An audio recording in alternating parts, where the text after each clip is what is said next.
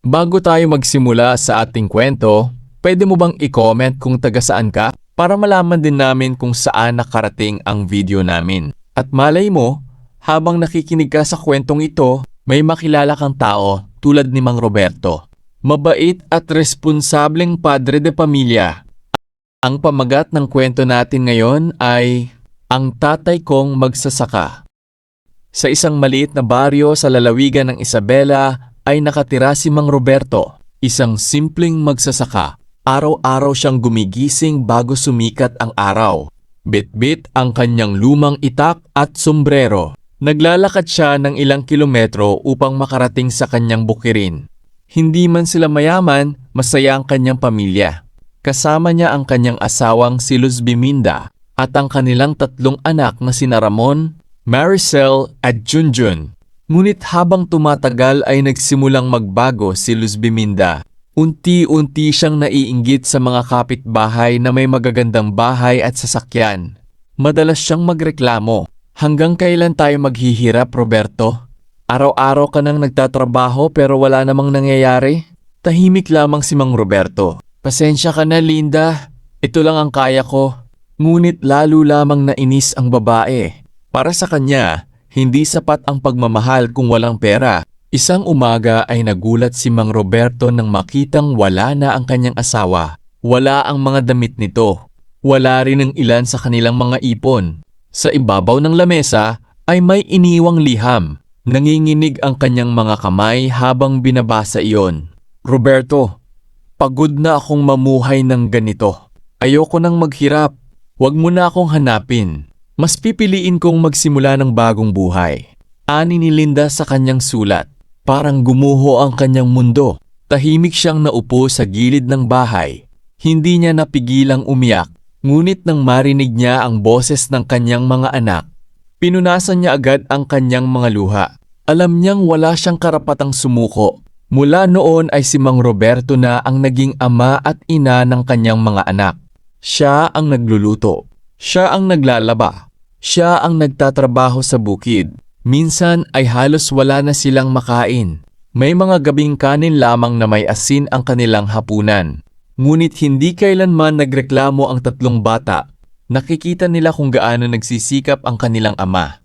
Isang gabi ay lumapit si Ramon. Tay, o anak, kapag nakatapos ako, tutulungan kita. Napangiti si Mang Roberto. At sa unang pagkakataon matapos siyang iwan ng asawa, naramdaman niyang may pag-asa pa. Lumipas ang mga taon. Mas lalong nagsumikap si Mang Roberto. Kapag tapos na siya sa bukid, ay namamasada naman siya ng padyak. Kapag may bakanteng oras ay tumutulong siya sa konstruksyon. Madalas siyang umuwi na halos hindi na makalakad sa pagod. Ngunit kapag nakikita niya ang kanyang mga anak na nag-aaral sa ilalim ng ilaw ng lampara, nawawala ang lahat ng kanyang pagod. Mag-aral kayong mabuti. Iyan lang ang maipapamana ko sa inyo. At sinunod naman iyon ng kanyang mga anak. Dumating ang araw ng pagtatapos ni Ramon. Nakatapos siya bilang engineer. Habang tinatanggap niya ang kanyang diploma, ay hinanap agad niya ang kanyang ama. Nakita niya itong nakaupo sa pinakadulong bahagi ng gymnasium. Luma ang suot, kupas ang sapatos. Ngunit nakangiti. Napaiyak si Ramon. Pagkatapos ng seremonya ay niyakap niya ang kanyang ama. Tay, para sa iyo ito. Umiyak si Mang Roberto. Ngunit hindi pa doon natatapos ang biyaya. Makalipas ang ilang taon ay naging guro naman si Maricel at doktor si Junjun. Lahat ng pangarap niya para sa kanyang mga anak ay unti-unting natutupad. Lumipas pa ang ilang dekada. Si Ramon ay naging matagumpay na negosyante. Si Maricel ay principal ng isang malaking paaralan. At si Dr. Junjun ay isa ng kilalang surgeon. Dahil sa pagmamahal nila sa kanilang ama, pinatayo nila ito ng malaking bahay. May malawak na hardin, may sariling sasakyan, at may mga taong tumutulong sa kanya. Ngunit kahit mayaman na sila, hindi nagbago si Mang Roberto.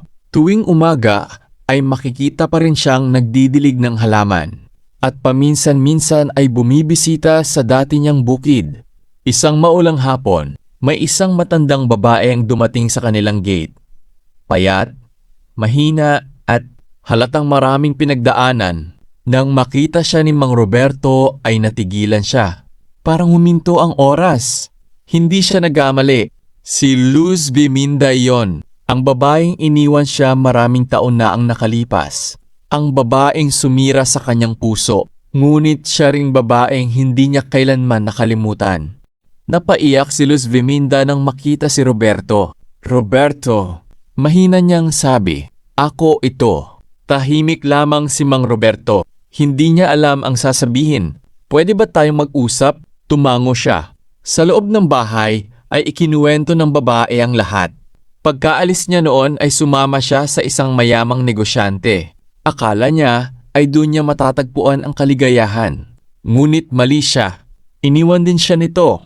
Naubos ang kanyang pera. Nagkasakit siya. At nang mawala ang lahat, wala siyang malapitan. Maliban sa lalaking minsan niyang sinaktan.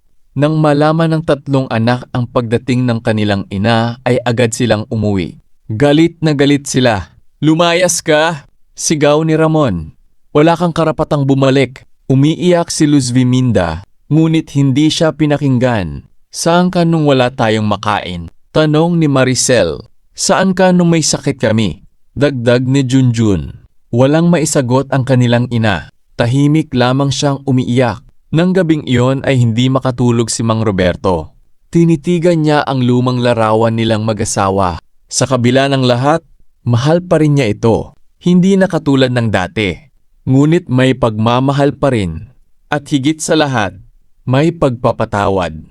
Kinabukasan ay tinawag niya ang kanyang mga anak. "Mga anak, Tay, hindi namin matatanggap ang ginawa niya. Alam ko, pero ayokong dalhin ninyo habang buhay ang galit." Tahimik silang nakinig. Nasaktan niya tayo. Totoo yon. Pero kung patuloy tayong magagalit, tayo rin ang mahihirapan. Unti-unting naunawaan ng mga anak ang kanilang ama. Makalipas ng ilang buwan ay nanatili si Luz Biminda sa bahay. Hindi na bilang asawa, kundi bilang isang taong binigyan ng pangalawang pagkakataon. Araw-araw niyang nakikita kung paano siya minahal ni Roberto noon. At kung paano siya minamahal ng kanilang mga anak ngayon. Madalas siyang umiiyak sa pagsisisi. Samantalang si Mang Roberto naman ay natutong tanggapin ang nakaraan. Hindi niya nabura ang sakit. Ngunit pinili niyang magpatawad dahil alam niyang ang tunay na lakas ng isang tao ay hindi nasusukat sa dami ng kanyang pera, kundi sa kakayahan niyang magmahal kahit siya ay nasaktan. At habang pinagmamasdan niya ang paglubog ng araw, kasama ang kanyang mga anak at ang babaeng minsang umalis sa kanyang buhay, napangiti siya. Sa wakas, natagpuan din niya ang kapayapaang matagal niyang hinintay.